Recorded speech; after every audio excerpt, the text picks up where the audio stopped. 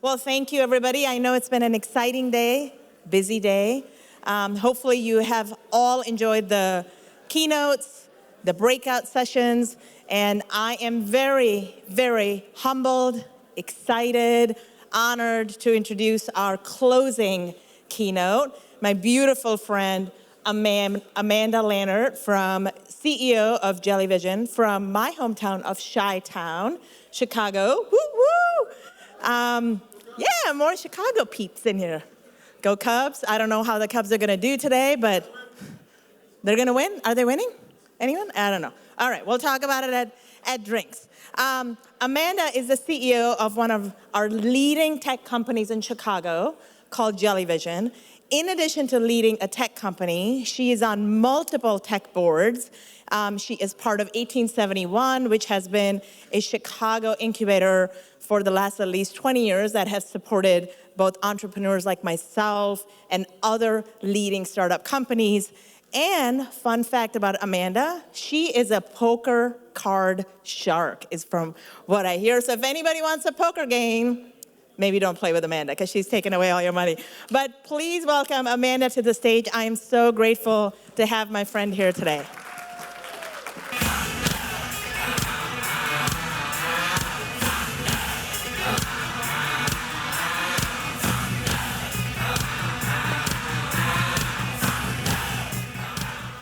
Checking, yeah. There's gonna be no splits happening despite that song coming on. At this conference, sitting in sessions, I have learned that user experience designers and CEOs have a little bit of the same invisible job, which is absorbing everybody's frustration and showing up with optimism and innovation nonstop nonetheless. But I'm gonna talk about something else I've learned, which is in my career, I have learned that empathy is the most renewable and the most exhaustible resource in business. And so today, I wanna talk about what happens when we lead with and design with and build, not for efficiency, but for humanity, for empathy, resilience, kindness, and joy. And so for the next few minutes between this moment and snack time, it's story time. I'm gonna give you a brief history of Jellyvision and its many twists and turns. And then I'm gonna introduce you to Bonnie, the one-legged skier, Bert, the t-shirt guy, Captain Dave, and then I'm gonna wrap with a love story. So get started just a little bit about me, if I may. Why am I here? I don't know, but I'm gonna tell you nonetheless. I'm an accidental entrepreneur. I'm the kid of academics. My dad was one of those people who knew what he wanted to be from the time he was 15 years old. He studied for 15 years and he did exactly one job. And so I thought, school's great. I will go get a JD, MD and write public policy for hospitals where science and ethics collide. Like, what does one do with abandoned embryos? Euthanasia, stuff like that. I went to a small liberal arts school, and then I spent my junior year abroad at the University of Edinburgh in Scotland, where I studied mostly beer and boys and managed to travel from the highlands of Scotland to Morocco, from Portugal to the Czech Republic, and learned more in that year abroad than I learned in all of my years of school combined. Came back, was like, thanks, Dad, so much, but whoops, I got a little bit behind in my pre-med. I'm gonna need a 5th year of my bougie New England liberal arts school. And my dad said, awesome, how are you gonna pay for it? So I said, all right, I'm off the dole, and I have no job, no skills, no network whatsoever. What does one in this situation do? Advertising. East Coast kid that didn't want to go all the way to the West Coast, sort of looked at the Midwest, and to someone who didn't know, it was just Chicago. And when I was looking in advertising, it was just Leo Burnett. And I joined Leo Burnett right out of college, graduated on a Friday, showed up on a Monday, shoulder pads and all. And I instantly was given $110 million a year to spend getting kids to eat Pop-Tarts and Eggo waffles. And truly, I did not know it was poison at the time. I felt very good about it. Things have changed, our understanding of food has changed, but off to the races where I got to do big brand marketing. And then after 3 years of doing that, I moved into a brand new development think tank for the Kellogg Company, where I helped them decide what to buy and what to build. And I got to watch firsthand a big company innovate or try to innovate. And I knew after 6 years I wanted to go from big to small and slow to fast, and from things you could buy in a grocery store to technology. I happened to meet a fellow who introduced me to this company called Jellyvision. It had me at hello, and I very luckily joined. Has anyone ever here heard of a game called You Don't Know Jack? Okay, there are 3 people. It basically fed us when we were in our 20s. Thank you very much. But I joined the company at the height of its gaming days. Do you guys know Seth Meyers, the talk show host? He was rejected for a writing gig at this company because the head writers at the time were Mike Brum and Alison Silverman, who went on to become respectively the head writers of The Daily Show with Jon Stewart and The Colbert Report. So I go from corporate America to this. And I walk in as marketer. That was my title because I was VP track at Leo Burnett, and Jellyvision wasn't sure they wanted to give me even a director title. I said, I won't take an official step back to marketer, manager, but I will be ambiguous, will just be marketer. And that is how I joined. And about 9 months after joining the company, I became president, which is a story for another day. And I inherited the P&L of a company going off a cliff. The way we made our money was on these things called CD-ROMs. We used to put data on a device that we'd feed into your computer. And CD-ROMs were no longer becoming the de facto storage center for data. It was moving into this thing called the cloud. And the price point of CD-ROMs, which was our bread and butter, went from $30 to $20 to $10 to $5 in 18 months. I really enjoyed all the talk about disruption. I have seen it, and I saw it in my early days at Jellyvision. So I said, all right, we have to pivot, we have to do something different. We'll figure out how to take advantage of another medium, which were consoles. It was the first PlayStation, the first Xbox, the first Dreamcast. We'll make games that go side by side with the core games that really show off the new technology way back in the day. We put together 3 deals to extend the life of the company. First one died. The second one died. And I remember exactly where I was sitting in a building we still have today, where the 3rd deal died. We put down the phone, and we knew we had to shut down the company. I had the unique executive experience of writing a severance letter from myself to myself, and then had to go through the process of letting people like Mike Brum and Alison Silverman go. This is incredibly formative to how I look at the world and why I get invited to share stories, because it is one thing to have an opportunity. It is another thing to have an opportunity and completely and totally faceplant at the age of 28, which is what I did. So I tucked my tail, I ran to Europe, 9/11 happens, I think I'm never gonna work again. I come back, there are no jobs, so I go hang out with my sister in San Francisco, where she might have been the only person post 9/11, post.com boom, hanging out, she's working, and I would just go to coffee shops, and I got a little bit of that like West Coast grit and wisdom where they're like, what are you doing? And I'm like, I'm so ashamed, I failed. I had to lay off a bunch of people, and they're like, get over it. The internet is here to stay. It just wasn't this format, but there will be many more. And they were right.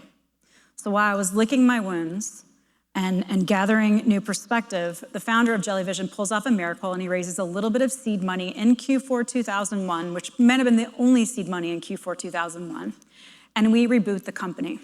It goes from creating virtual game show hosts like Regis Philbin, et cetera, in the B2C gaming space to creating virtual advisors in a B2B enterprise space online. And the idea was we go to where there's furrowed brow, where people are trying to do something complicated and boring, but important, and we'll talk you through it. So we had started our company as an education company that became a gaming company that basically entertained people from ages 8 to 80.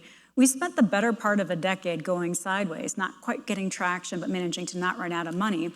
But we were learning how to persuade, to build trust online.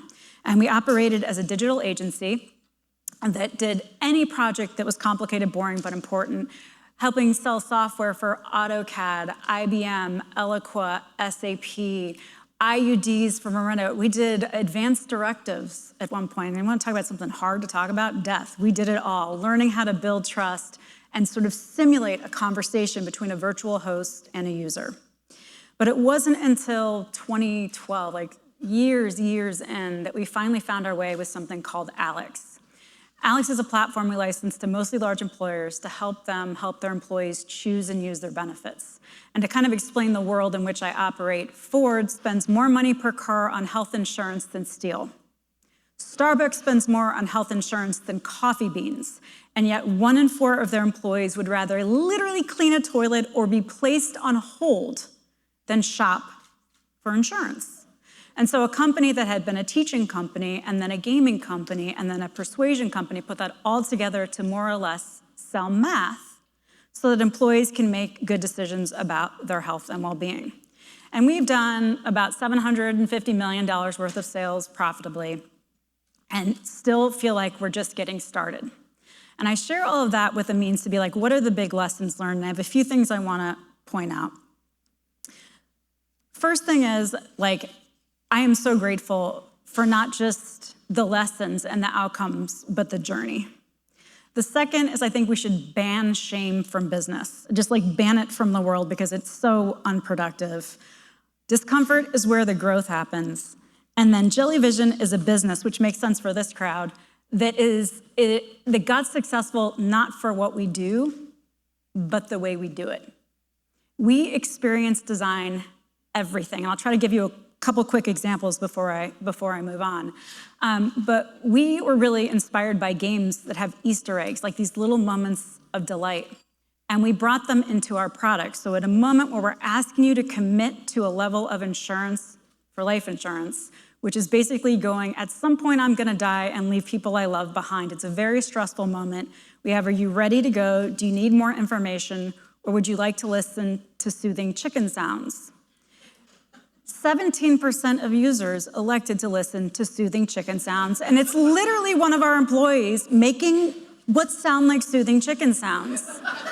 And why we did that is you cannot learn while you are stressed. You do not have clarity of thought when you are stressed, and laughter or humor or surprise are great devices to reduce stress so you can make a good decision. And everyone who clicked soothing chicken sounds completed. Like, there was no bail. If you went into a moment and had a soothing chicken sound, you went through, made good decisions, bought life insurance for your family. And we brought that same approach to UX design to everything we do. So like, for example, we map out the candidate to employee experience. And there are a couple of moments in the experience where we understand that there's a lot of stress. One is you have to DocuSign your agreement. We give you an employment agreement, you sign it, and there's joy and fear, right? In that moment, like, I'm putting all of my eggs in this basket. I hope I don't live to regret it. At that moment that the DocuSign pings with a signature, every human you met with, whether it's a receptionist, a recruiting a coordinator, whoever it is, sends an email within the next 6 hours before you've started saying, I'm so excited to have you join. We put humanity into that moment. And very similarly, at the end of your first day when you show up, whether online or in our office, after you've gone through 8 hours, you're probably hungry, you definitely need to pee, you're exhausted, and you are stressed because you went from the height of your power at your last job to the bottom of your power at Jellyvision. You kind of say, hey, I'm gonna sneak out so my boss can do their real work for the day. Someone yells, first day, and everybody stops what they're doing, walks out and gives you a giant standing ovation all the way out the building. And it is alarming and surprising, but if you've ever had a lot of people give you a raucous standing ovation out of nowhere, you do kind of,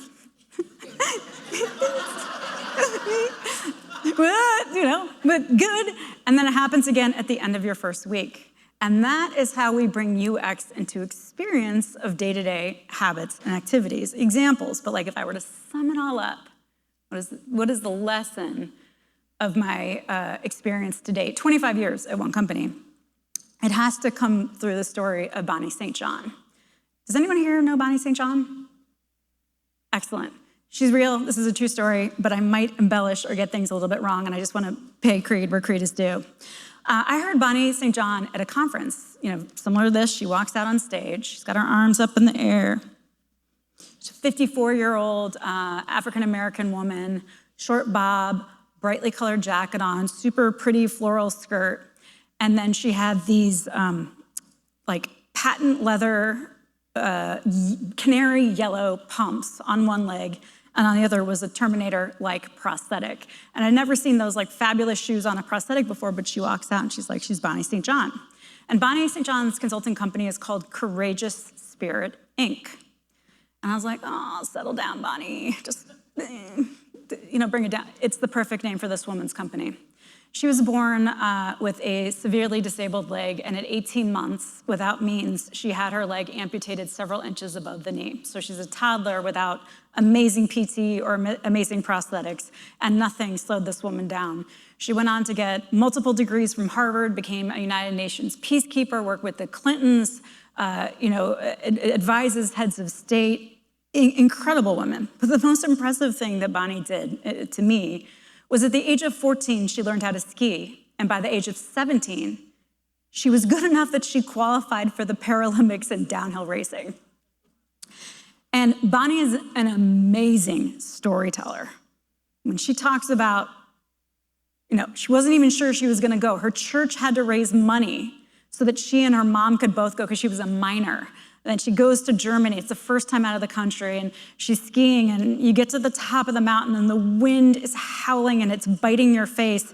And she would stand, there's a bar for these skiers at the top of the mountain that you would put your one leg on, and there was someone standing off to the side, and they would count down. 3, 2, 1. It's your cue to push. You push, boop, and that starts the clock. And she did the kind of skiing where you go around the flags, like at 70 miles an hour. And she says when you're skiing that fast, you can almost hear how you're doing better than you can see or feel it. So she's hearing the of her taking those turns. She sees the last flag, takes it really, really tight, crosses the finish line, catches her breath, and says to herself, that is the best I can do. She looks up to the board. She's in first place. And not only that, it was the fastest single run ever recorded in Paralympic skiing. It's your two combined runs that determine the winner. And Bonnie, the warrior champion that she is, says, today is my day. Morning becomes noon, noon becomes afternoon, and that sun that comes out and softens the snow during the day, when it tucks behind the trees in the afternoon, that snow that was softened can get icy. And apparently, when you're skiing 70 miles per hour on one ski and you catch ice unexpectedly, you can fall. So she's hearing about racers going off course, another racer down, skiers are falling left and right, and she says, not me, not today. The last racer to take the position at the top of the mountain is Bonnie St. John, with 47 seconds between her and gold. Up against the bar, 3, 2, 1, boop, push, push, push. She's off. And again, shoo, shoo, shoo. She's blazing. She sees the last flag, makes a split-second decision to take it really tight. She catches her ski on ice, and she falls. She had this palpable moment of going, I can't believe I fell. And then she pops up, pushes herself across the finish line, catches her breath, and looks to the board. She had fallen from first to second to third, taking bronze, and in that moment becoming the first Black woman to ever medal in downhill skiing.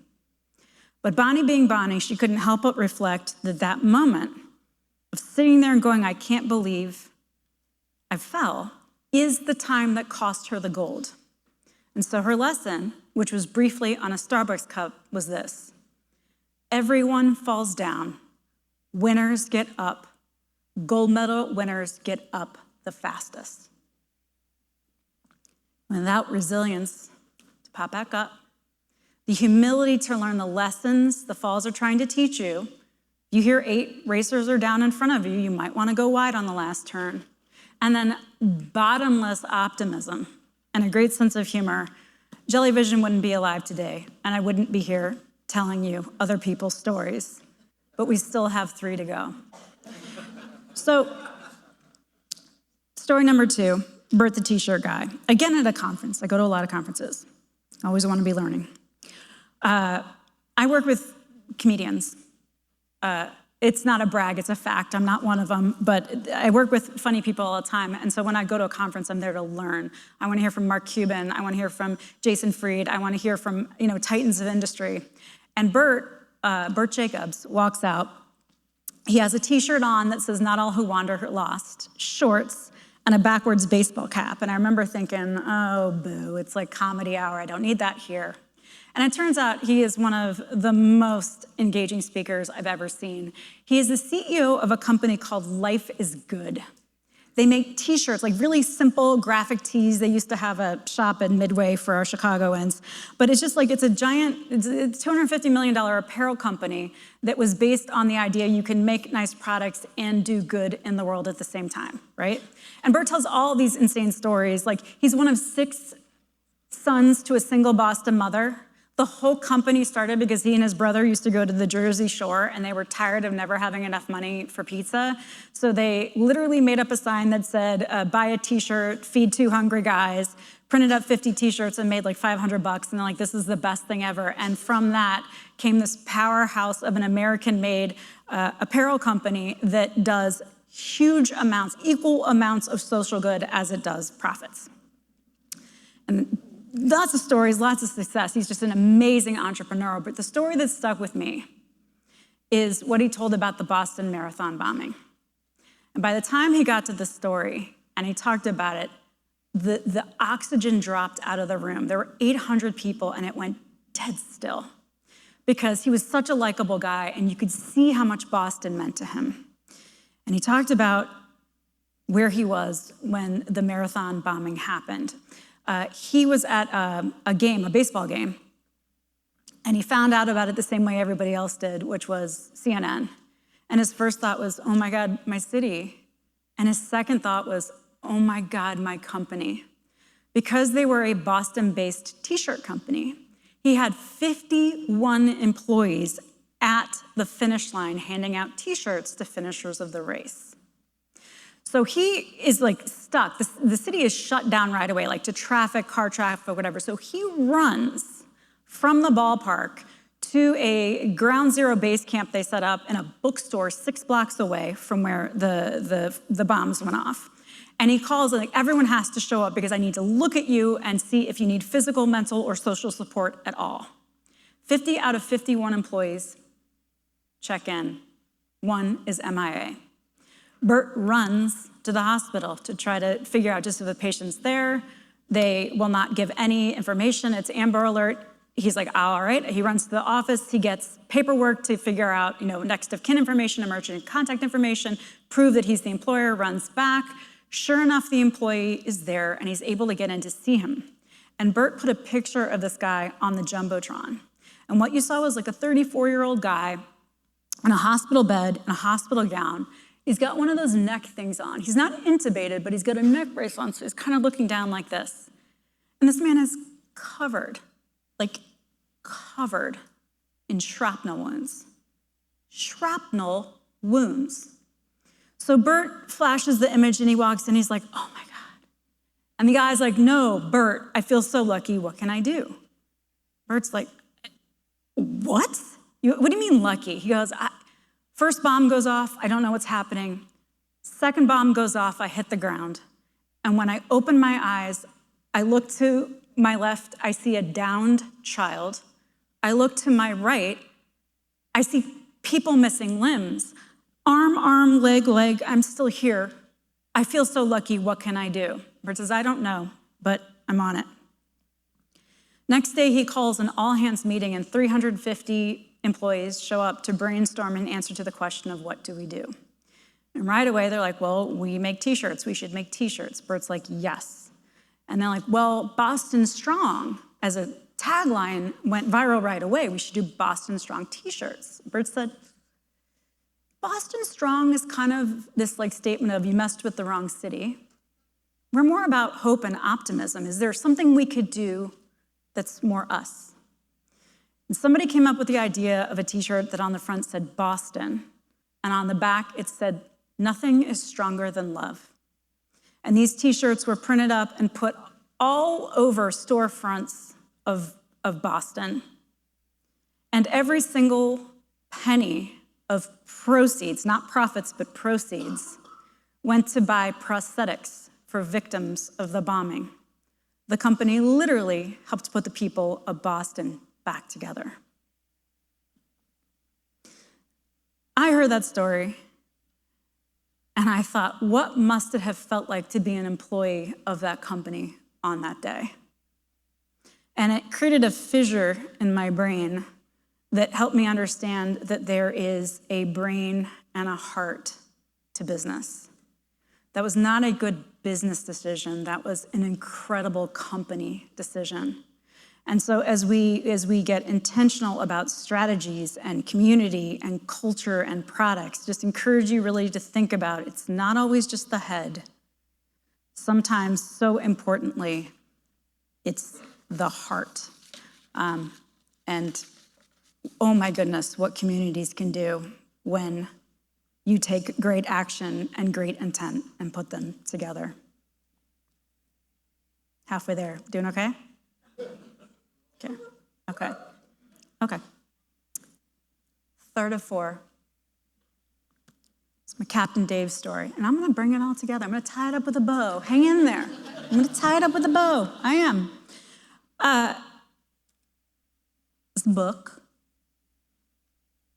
this guy in the Navy. And the Navy is extremely hierarchical, right?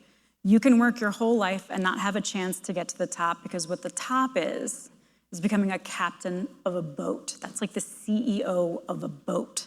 And there are only so many boats, so that means you can only get a shot so many times, and you typically become captain or CEO of a boat. It lasts a few years, then you retire, and then that's it. And so there are a lot of qualified people that never get a shot to be captain of a boat when they're 54, as they hope, before they retire. And Dave got a call about whether or not he wanted to be a captain of a boat at the age of 38. And his first question was, what's wrong with the boat? And the answer was, almost everything.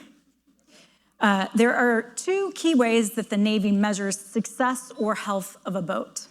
The first is everyone on the boat needs to take some version of standardized tests.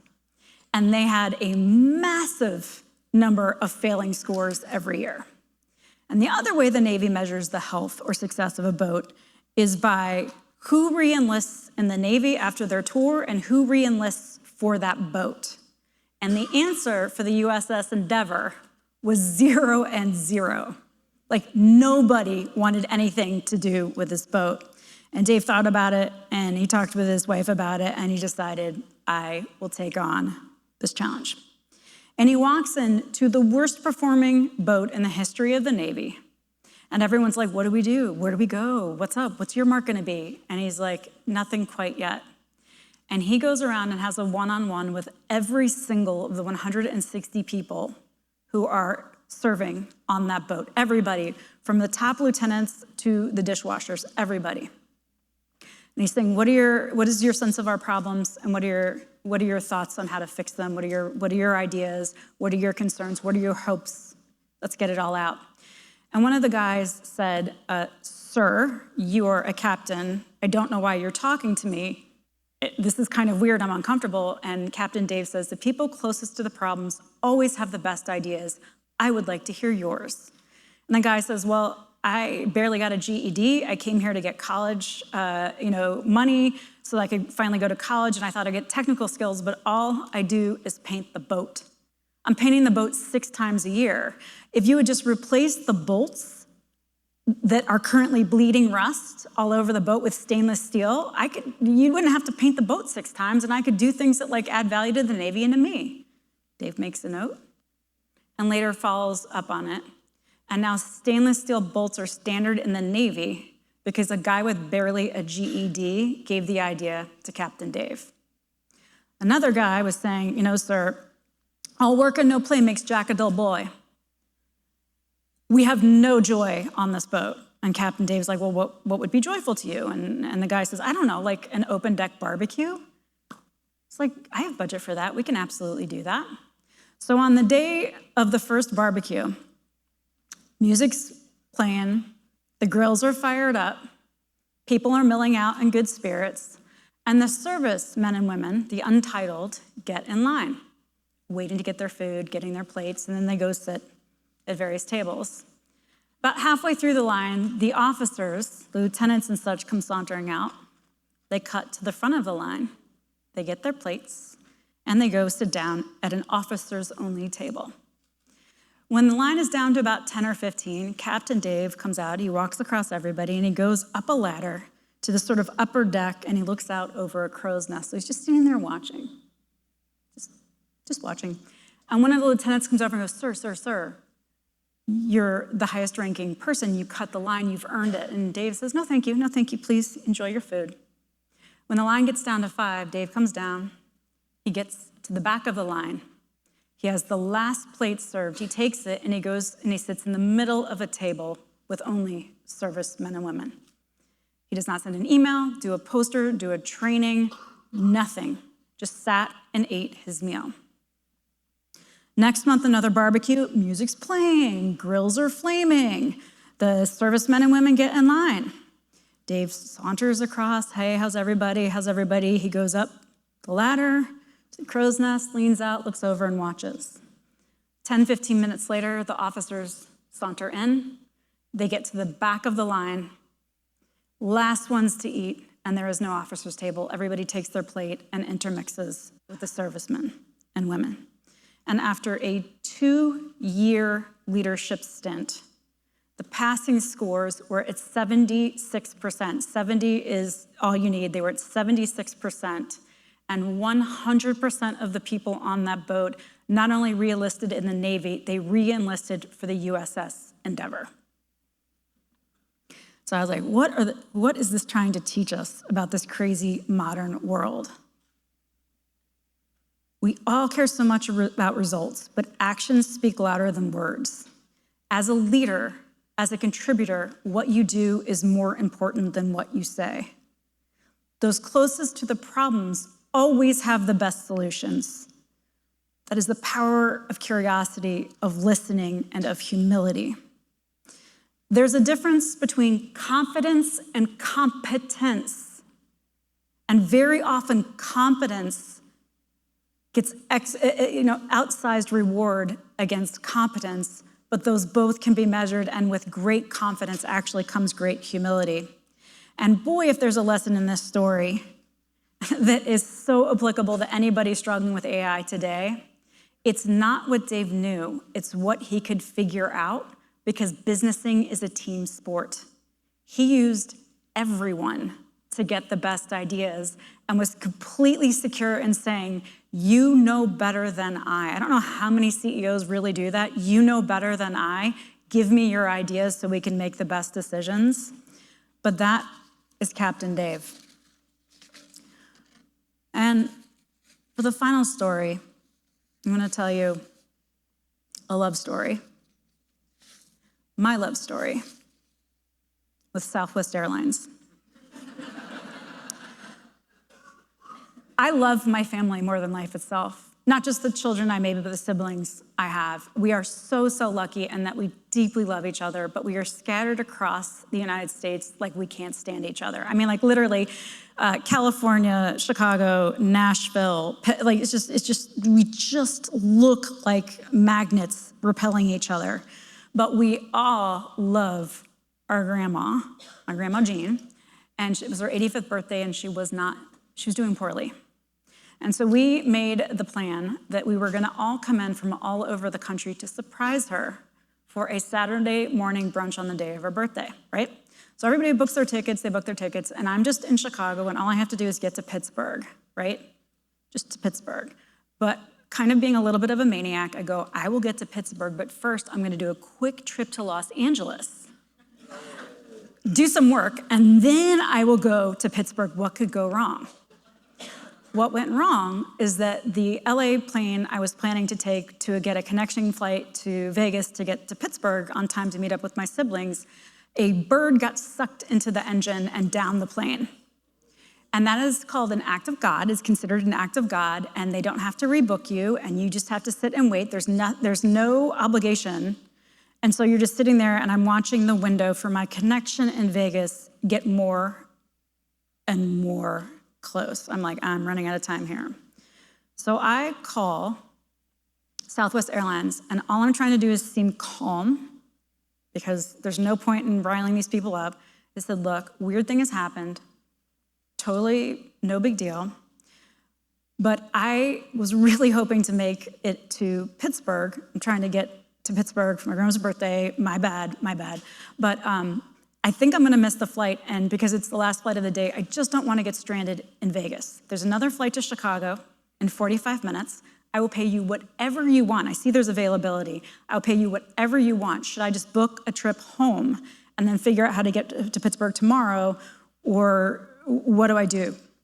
And this call center agent is like, click, click, click, click, click. Click, click, click, click, click. And I remember saying, it actually costs more to put you up in a hotel than it costs to delay the plane. So they'll probably delay the plane, which made no sense to me. And I was like, that math doesn't math, but okay.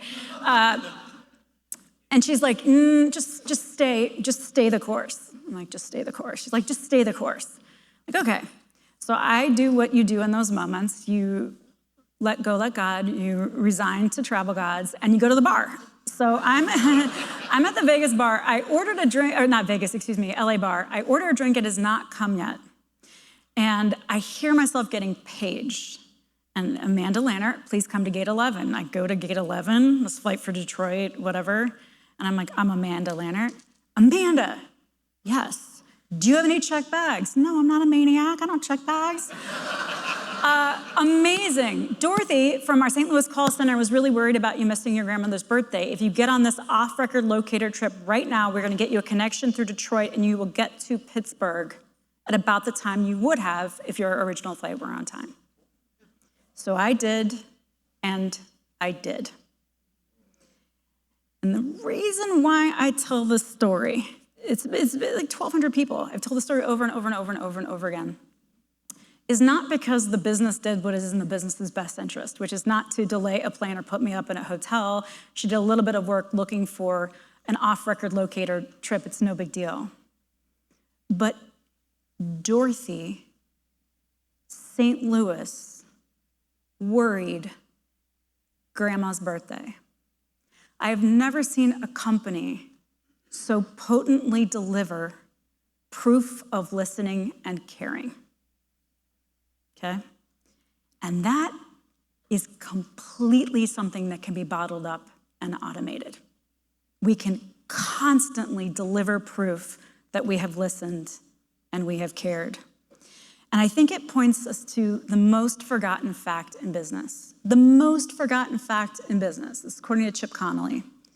He said, we think all these thoughts and do all these things, but the most forgotten fact of business is we are all human. Companies don't buy from companies, people buy from people. Companies don't innovate, people innovate. Employees don't quit companies, people quit their bosses.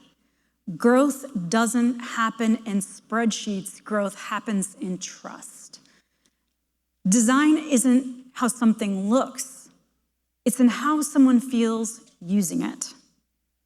Maya Angelou said it best, people will forget what you said, they will forget what you did, they will only remember how you made them feel. The winners of this new era will be those that show they listen and care.